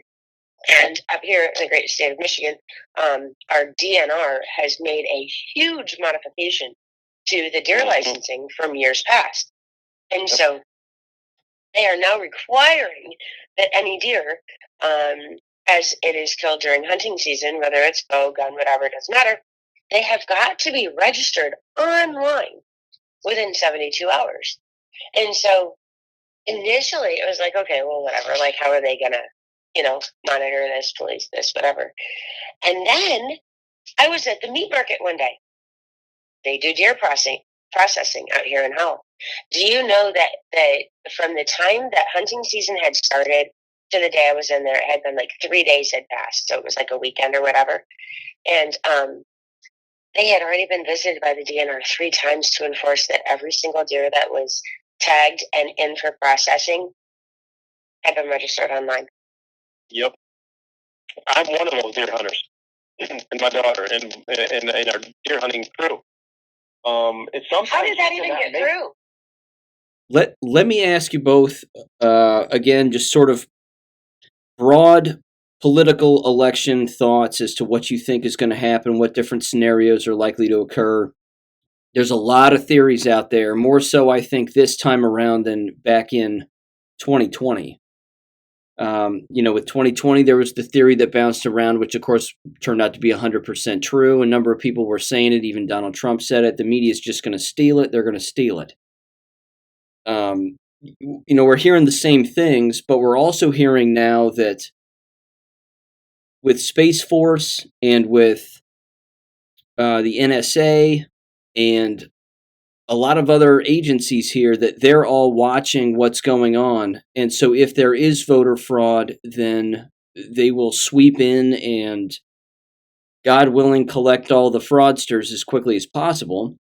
And then there's, of course, the theory of, let me see if I can get this, that Republicans are going to win across the board in many states and certainly across the country. But then the left is going to scream bloody murder, that there was massive voter fraud, and that we don't have safe and secure elections because we don't have drop boxes, and we don't have this, and we don't have that. So, and there's 12 other theories on top of those. But how do you see this shaking out? Jess, you want to go first? Doesn't matter to me. If you want to, do it. And let me just ask you this too real quick. I mean, what is the pulse of the people who are around you where you live? I mean, what are they saying? And how does that tie in with the frame of mind of what people think is going to happen? Well, I can tell you. Go ahead. Sorry. I look at yard signs because that's the easiest, most norming way to kind of gauge what people are looking or thinking about, right? Basically, so many people do not do their homework when it comes to elections, and especially with these ones that are local. These are the most important elections there are. we shouldn't even be worrying about who's in the presidency. That's something totally different. You can control locally what you can, get in the place to where you work. That's where it's all about. That's what it is. This is a top down system, or top to up system, right? We are the people. We the people are the government. If you can control your local government, that gives you a long, strong standing in a way to protect yourself against the federal government. Now, around here, the yard signs are strong, and everything to me that I see is pointing, I'll say 9 to 1, 8 to 2 Republican. Okay, so I saw the same thing in 2016. The Trump signs against Hillary signs were so strong. Okay, in 2020, same thing again. I barely saw any Biden sign. It was so strong, Trump signs everywhere. I'm seeing the same thing again. They do have, like you're saying, Sean, everything is being watched, right? That's what we're hearing, including these ballot boxes. Now, you see the left is getting really upset and agitated that people are watching these boxes. Now, that's a scary line that they're kind of, if somebody's watching it, that you can't do voter intimidation, all this kind of thing. So I don't know how that's all going to shake out, but I'm sure it will. If you take cheating away from the left, what do they have to win? Because their policies, nobody wants it. That's some crazy communist stuff on the left. All right, people care more about inflation and buying food in their kids' school. They don't care about this goofball that just visited the White House. People aren't caring about that stuff. They want real things. We're sick of J6. We're sick of this whole Ukraine nonsense. People want cheap food, right? They want normalcy in their lives, not this nonsense that they're getting from the communist left. Maybe I forgot some things here, but Sandee, I know you have a lot to add. So I'm coming at it from a couple of different avenues. One is I look at the Supreme Court, I look at their docket, I look and see what they've read, what they're getting ready to rule on, etc. You've got, the New York Supreme Court is coming down saying absolutely not. There's no mail-in ballots. Nope. And now you've got, the vaccine, return serve that happened this afternoon where, all New York employees that were fired for the vaccine mandate are reinstated, back pay. It's going to cost them a pretty penny. But going on what Jesse said, after COVID, people just feel so alone. You're just not sure what the next person, what they're doing, what they're feeling. You get to the point of you want to say something out loud or do you not. And then about a month ago, I volunteered for the Trump rally. And, the level of solidification, vindication, patronage, just God-fearing, amazing, wonderful, authentic people that legitimately all believe the same thing. When you see people like that come out in masses, you see what happens on Sunday. You've got a Trump rally that's going on, and at 9 p.m., you've got the J6ers who have been standing up at 9 p.m. every single night singing the Star Spangled Banner. They started singing in the middle of Trump's speech. He stopped. He waited the entire stadium. They all stood up and sang it. It was so patriotic. It was so lovely. At the end of the day, and at the end of the day, that's the American dream. That's what's going to unite all of us. You've got mass protests going on down here, going on up here. They're not by Christians. These are by Muslims who do not want this indoctrination in their schools. They don't want these over-sexualized materials. What unites everybody? The children. Where did the grassroots start? The school boards. People are paying attention to the lower races. I think they're gonna see a red wave like they've never ever expected because we're putting our kids first. That's my thought. I hope you're right on that. And to add a little bit on what you brought up there too. These rallies that Trump is having, the dude, he's not even running for president right now. All he's doing is batting 95% on endorsing people, right? These rallies are enormous. I mean, they're getting larger crowds than. Go back to 2016. Remember, he was packing stadiums and music, concert stages and everything. It's just like that again. He's not even running, so you can see where the pulse is of the people. Well, and the thing is, too, is look how quick they're coming on. I mean, Very sometimes fast, he's announcing a rally and he's in town within 72 hours and he's filling stadiums. It's absolute insanity. And it's crazy. I don't know. People are so starved for the truth right now. And you look towards the White House, you look towards the Biden administration, all you get is lies and deceit. And people are seeing it every single moment of every day. Just, even if you watch the same news source, they can't even cover for it any longer. Yeah, in that, I'm just looking at it right now. I'm playing it. Where the people they were talking about the one in Texas the other day when they just stood up and started talking. They interrupted him. Yeah. Yes, that started. Those are J6ers, right? Yeah. Those are J6ers. The J6ers, no matter where they are at any point in time at 9 p.m. every single night. It started about a month ago. They stop wherever they are and they sing the Star Spangled Banner. This one happened just to happen at a Trump rally. The rest of the crowd knew what was going on and stood in solidarity in support of the J6ers. That's what the whole thing was about. And that just made it so much even more beautiful than it was to start. Sean, did you see that? I did. Yeah, I'm just watching it right here again. I got the audio off, but it's just so amazing to see. And the amount of people here, again, your eyes don't lie. This is just like the yard signs. Like I said, I see so many yard signs promoting the people, the ones that I want to win anyway.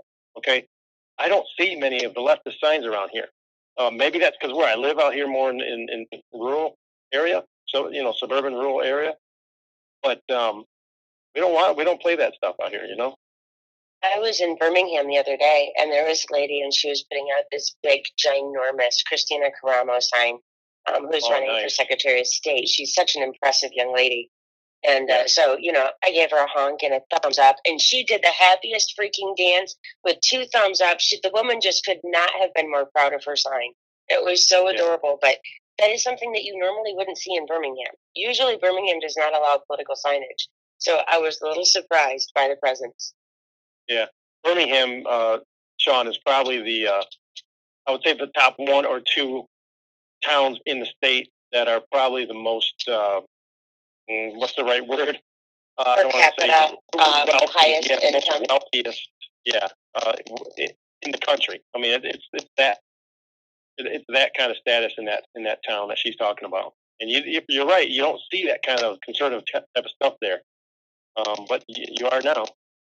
Yep. So yeah, I'm hopeful, but I just there's always something in the back of my mind here where I know these dirty leftists who are behind the scenes that are funding these people are always up to something.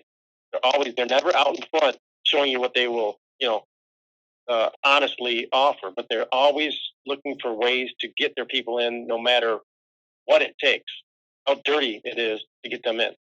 So I don't know if that kind of answers your question or not, Sean, but it's more of a feeling that I have, and what I'm seeing on the streets.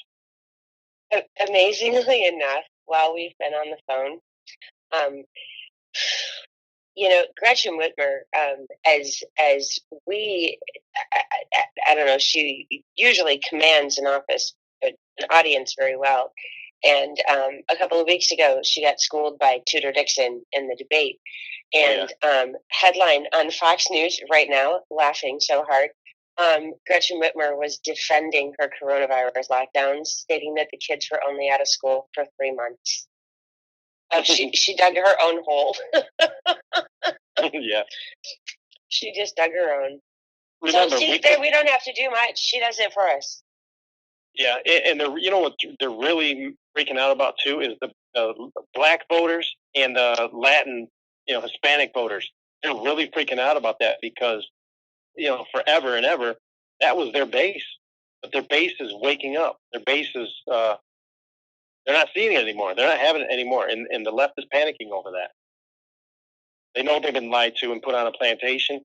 That's what you hear a lot of black people talk about. They're sick of it. They're sick of being put on this plantation. They want to be out and they want to be free. And there's a way to do it. There's a way to do it. So I'm all for it. I think there's just so many things out there, so many pressing issues on a daily basis that are waking people up in so many different ways. And I think that going forward, there's just going to be more and more information that comes out and, wakes people up and gives them a dose of reality. And, I don't know if that we all use now is we all need to demonstrate a whole lot more kindness, because we've been seeing this stuff for many years. So, and my parents still, would, when I send them something, will be like, "This isn't real, is it?" Mm-hmm. And they're like, yeah, Well, and, yeah. There's I'm sorry, Sandee, did you finish that? Yeah, go right ahead. I'm looking right now. There's a Politico, which I don't watch them at all, but I saw it pop up with this headline, and it's from today, the 25th. It says Democrats growing anxious again over black turnout. It says Democrat strategists worry the party isn't doing enough to motivate black voters. Well, you know why? It's because they're waking up to your nonsense. They're sick of it, right? Yeah. Well, they don't want that anymore. And I think a lot of their money has been cut off. I think a lot of their outside money is getting cut off. Oh, well, Black Lives Matter, yeah, for sure. That really roped up a lot of people. They don't have Twitter. They don't have a platform like that to control the information flow. Today Elon Musk just threw a huge knife right at him, because nobody ever anticipated that he would have a total takeover of Twitter before the midterms. He already announced, and it's supposed to be Friday, right? Yeah, finalized the 28th. Yeah. I mean, that's huge. Yeah, it's not an accident. I think a lot of this is coordinated. I'm certainly going to vote. I know you two are also. A lot of people are certainly going to vote. I think registration everywhere is up. I think a lot of the registration that's up is conservative registration, which is great. I'm just, the proof has got to be in the pudding kind of thing. The test of time is going to be what matters. And I think what's going to happen on election day, election night, the next day, I think it's going to get real weird. Well, I do too. And tonight, actually, it's going on right now, the Oz and Fetterman debate. So, the media's doing everything they can to patch over everything Fetterman says, right? Now I'm not a huge fan of Oz, but I really don't want anything to do with Fetterman and that whole agenda there, in Pennsylvania.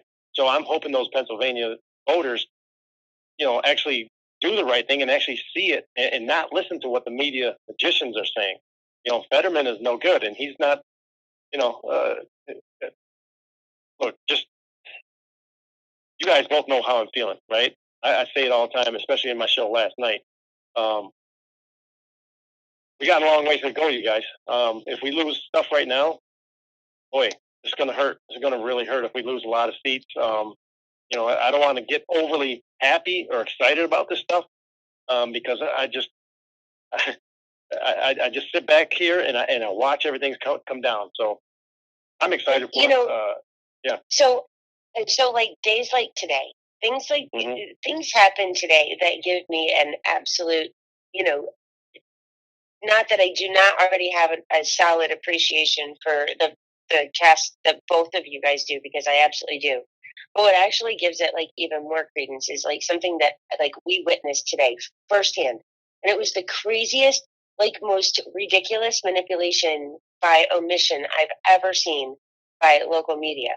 And so on I-75 right here in Michigan in Oakland County is a major thoroughfare.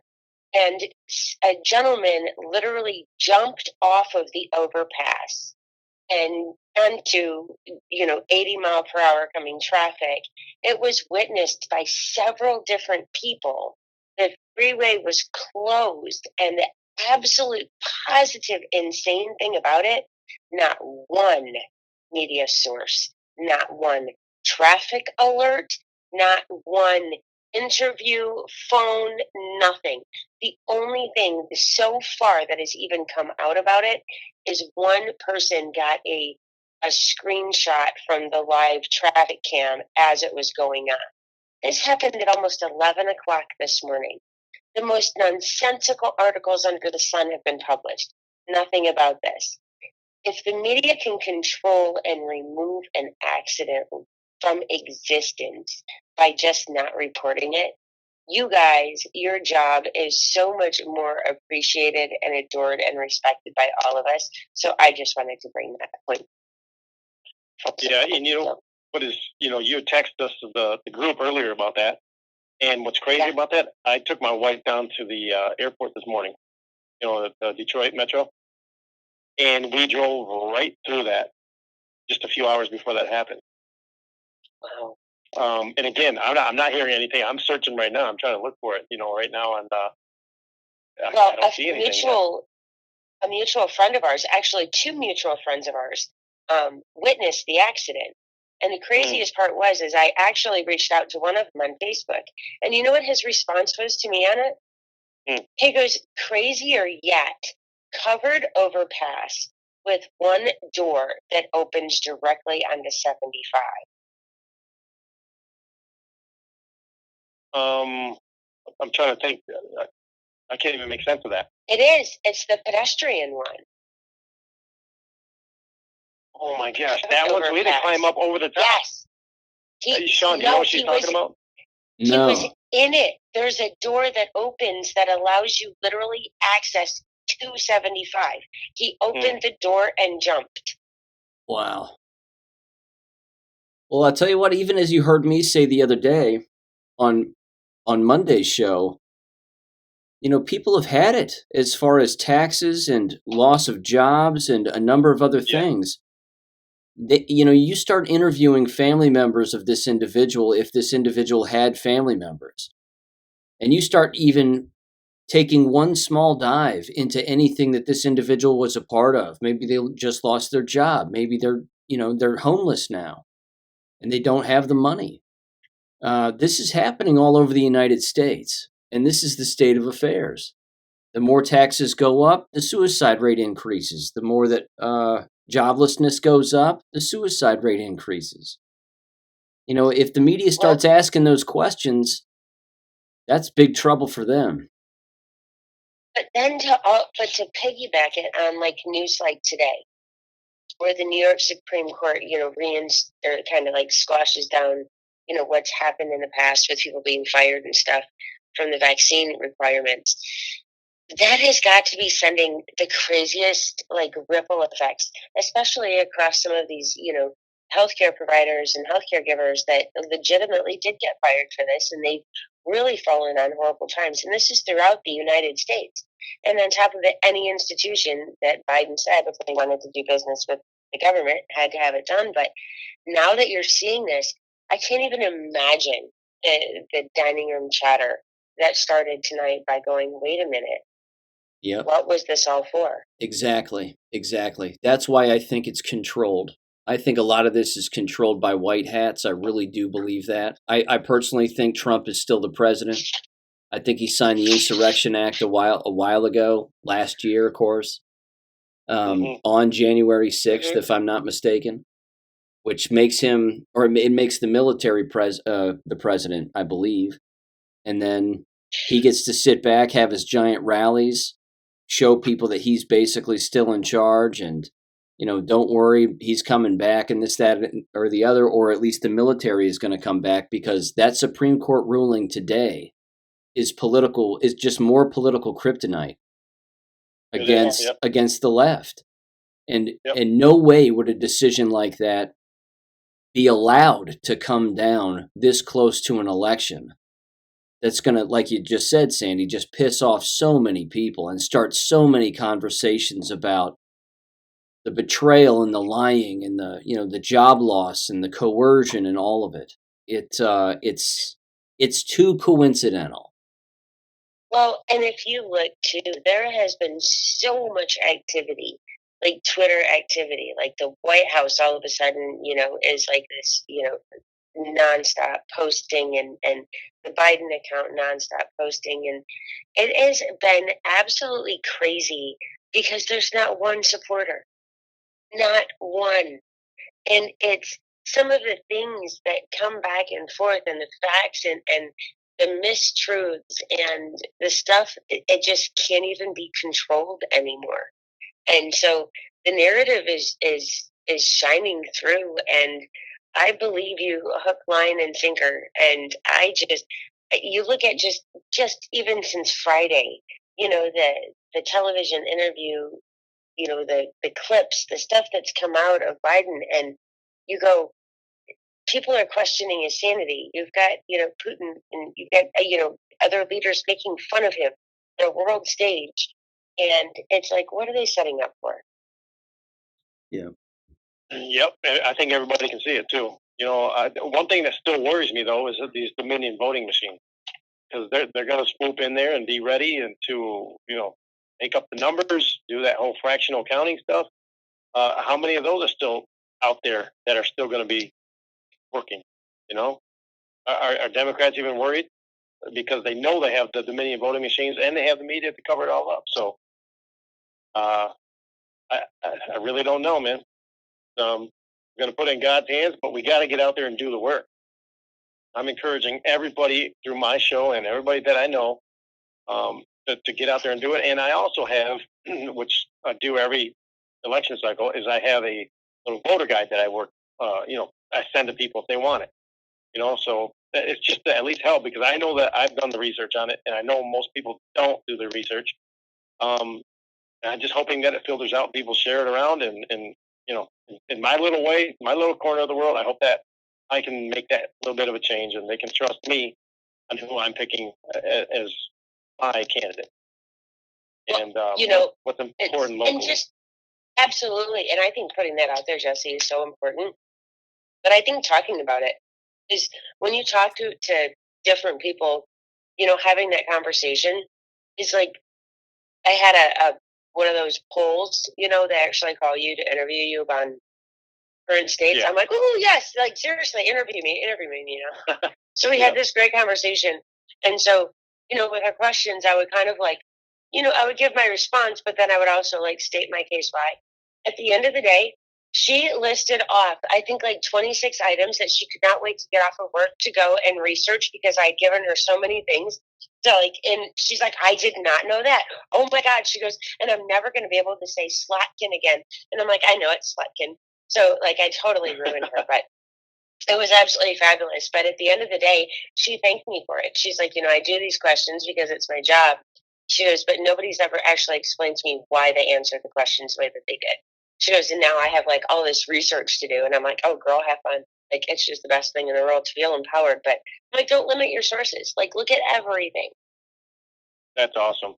That's awesome, Sandee. I'm glad you did that. You did some red pilling, and when I look at this stuff here, it's like, all the ones that we seem to have in office here in Michigan right now, they're not representatives of the people. What they are, they're agents put in place by some deep state operative. Okay, we didn't vote them in there.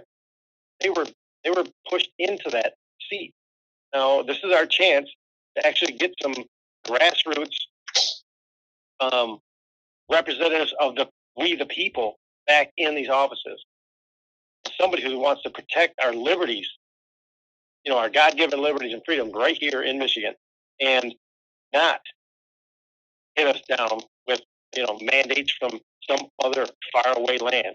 Like what Whitmer has been trying to do the last couple of years during that whole scamdemic, right? So it's like, if she wins again, look out this winter here in Michigan, because I think she's gonna be told to come down hard on us here. So that's one thing that really is bothering me. And even if she loses, she doesn't get sworn in until January, right? Yeah, I think January 18th or something like that, maybe 24th, something like that. See, if she loses, there's nothing saying she doesn't have some tricks up her sleeve for November and December. Yeah, and the funny thing is, just like Biden, it's like they're not the ones running this, right? They're getting scripts from somewhere else, from this other crew that nobody knows. I mean, we have some names in our head that roll around, but that's the problem. They're not listening to us here, we the people, the voters. They're listening and taking orders from somebody else over there and imposing this stuff on us. Can't do that. And And yes, I think that is still a big part of it, but I do have to say that patriots legitimately, and there's so many others that have, we're all so much more in tune and awake than we were when we were, in 2018, 2019, 2020. You've got people that have just come out of the woodwork. They've come out of the houses. They've come out of their offices, and they're running for school boards. People are uniting under, legitimate things and items that, protect our children, protect our, that's where we're at. And so I think, honestly, the left just made such a grave error by going after our children, never expecting that it would unite us in such a massive way. And I think once they did it and they started the wave, they couldn't control it. And this is where we're at today. Yeah, good point. I totally agree about that. And we see it. And we have a couple nice, good school board members, here in my part of town that are running. So hopefully they can knock off a few of these leftists that are on the board and get some real conservative, brains in there to help out these kids in these schools. So, but Sean, you're the expert in all the school stuff. So I just hope we're able to bring enough information and insight, and get people thinking about some of this stuff. Yeah, again, we're only 2 weeks away. No doubt. I mean, I'll wrap up by saying this, like we were talking about pretty much throughout the entire episode here, that people have got to do their homework on their ballots, look up their ballots, look into these individuals and who they are and what they represent, who's backing them, if you can find that information, and then same thing with the issues that are on the ballots. Make sure to do whatever you can do to read through the double talk, because they're purposely making them confusing. You think of a yes vote is exactly what you need to do, when maybe the no vote is the way it has to go. But people need to look into those with a fine-tooth comb, basically, and go over them as best they can. And I would take it a step further, and I would say make sure that you take pictures with your cell phone of your ballot as you have already filled it out. That way, when you show up to actually vote, you can just look at your phone, and there's no question. You're not having to reread every single thing, although you should, but you've definitely got sort of a backup there that allows you to double check what it is that you really want to vote for. And then if you can too, make sure and take pictures of the receipt, depending on the voting machine that gets used. Unfortunately, here we use Dominion voting machines in the county where I am. So on the right-hand side, on the lower end of the machine, you can see the entire receipt and the people you're voting for. And then at the end, it shows you a QR code. You got to take a picture of that QR code, because that's proof that you voted. If you don't take a photograph of that, then you don't have proof you voted. You're putting all of your trust into government and local government into handling your vote, and I don't trust them. So I am going to get that out to as many people as I possibly can, as I did not know that. Yeah. I did it the last time in 2020, and it was Ron Watkins who ran for Congress out in Arizona, and he was a part of a lot of the voter machine fraud and uncovering a lot of that fraud, and he was asking people to send him their QR codes so that he could check and make sure that people were voting, and then he explained how people could do it and whatever else. So take video at these polling places if you can, on the from the outside. There are some apps that you can download that will detect Bluetooth devices on your phone. So again, we know that these voting machines are hooked up to Bluetooth. Take screenshots of that. There's some evidence gathering that has to take place throughout all of this, but definitely make sure and take a photo of the receipt of your electronic voting if you're voting on a machine. And again, that's good advice. Yeah, and I'm not going to say, I'm not going to say don't vote. I'm not going to suggest do or don't vote on a paper ballot, because unfortunately they're running the paper ballots through the same kinds of fraudulent machines. And I know that is different everywhere, but that's something to pay attention to, I think, going forward also. Yeah, we run ours on paper here. Fill in the square with a pen, and then you run over that machine and shove it in there. Gotcha. I can give a little bit of advice if you guys want to look at ballotpedia.org. Again, ballotpedia.org. I've been, looking at this for a little bit here, and it seems to be pretty deep. It shows you a lot of stuff. who's the donors on this stuff, who's actually backing these, the sponsors and everything. So that might help you guys in your research. Yeah, I'll link I've that in been the researching description. Yep. Yeah, okay. And also, the one way that the best way that I like to research is I'll go name by name, right? And I'll go right to their social media. And there are key words that people say. You know, if they're saying leftist stuff, you know, like inclusive, diversity, equity, all those kind of words, that's not working for me. So I just cross them off. I'm not voting for that person. I'm talking about for the people that you don't know on these names. You know, on ours, there's a bunch of them. We have school regents, we have university staff and everything. So that's how I went through, and I checked them all out individually. And I went directly to their to their multiple social medias and to their campaign website. And I started reading through. And you know, when I get those red flags, I know that's not. You know, I'm talking mostly on these bipartisan or nonpartisan candidates. That's a funny word, nonpartisan, because you know they're all partisan, right? Yeah. But they're just falling underneath that partisan thing. So you have to kind of look at their wording, and that's what I did, and that's how I can find out and pick out. For me, I want to pick out the conservative one. So I go out there and I find out what they're saying, what they're backing, and if you dig deep enough, you can find out what organizations and associations they belong to. And you know, there was one in particular that was really hard. It took me 6 deep pages and just a few days to figure out what is she actually standing for. And I actually found it, and you know, it's nothing that I want to vote for, so I chose this other guy instead. So it takes time. You can't just sit here and let other people do it. You got to do it yourself. This is what this government was made for the people, by the people. So start acting like it, you guys. Come on. I know most of everybody. I know everybody in, you know, Sean's show and your audience and my audience.